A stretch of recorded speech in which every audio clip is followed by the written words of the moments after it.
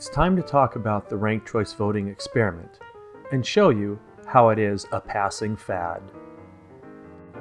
Ranked choice voting, or RCV, also known as Instant Runoff Voting, or IRV, will be used interchangeably through this presentation. Ranked choice voting was used in several U.S. cities in the early 1900s.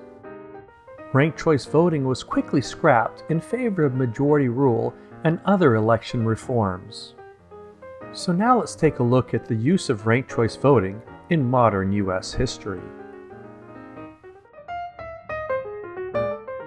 Ann Arbor, Michigan was the first to use ranked choice voting in modern times, and they were the first to repeal it as well. Moving on to Cary, North Carolina, they first experimented with instant runoff voting in 2007. In a survey of voters, 22% said they did not understand instant runoff voting at all. This is pretty amazing because Cary has the highest number of PhDs per capita in the United States. There were many articles published in North Carolina talking about the problems with instant runoff voting, and in the end, they just said, no more. Cary, North Carolina dumped instant runoff voting because winners won with less than a majority. A council member said, "I'll take integrity in elections over funny math and 30% confusion any day." They soon went back to the traditional elections and never looked back. Burlington, Vermont was next, and they used instant runoff voting in one election in 2006 and used it again in 2009. The winner did not receive a majority support of the voters that day, and a University of Vermont study shows that many flaws were present in this ranked choice voting election. It didn't take long for the city to realize that they needed to repeal instant runoff voting. The repeal was successful in March of 2010. Meanwhile, in Glendale, Arizona, a suburb of Phoenix, they rejected instant runoff voting by a margin of 65% to 35%, a resounding defeat. Moving to the Pacific Northwest in Pierce County, Washington, they first used ranked choice voting in 2008 and spent nearly $2 million on it. They found they had a much lower turnout with ranked choice voting, and one candidate was elected with only 37% support. Ranked choice voting was repealed by 72% in 2009. Aspen, Colorado was next to experiment with ranked choice voting and held 2 elections in 2009.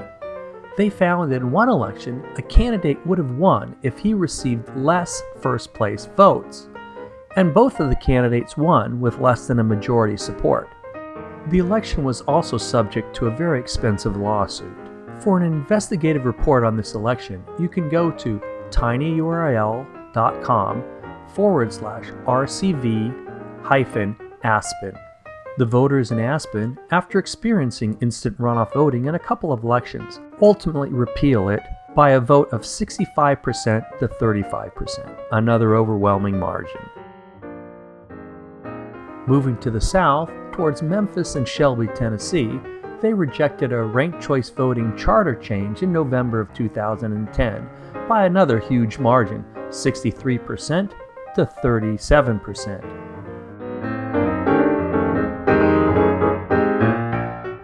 Moving to San Francisco, they've been using ranked choice voting since 2004. And over 20 elections has resulted in winners with less than 50% support. There's been nasty campaigns, most recently a $250,000 hit piece at the very last minute.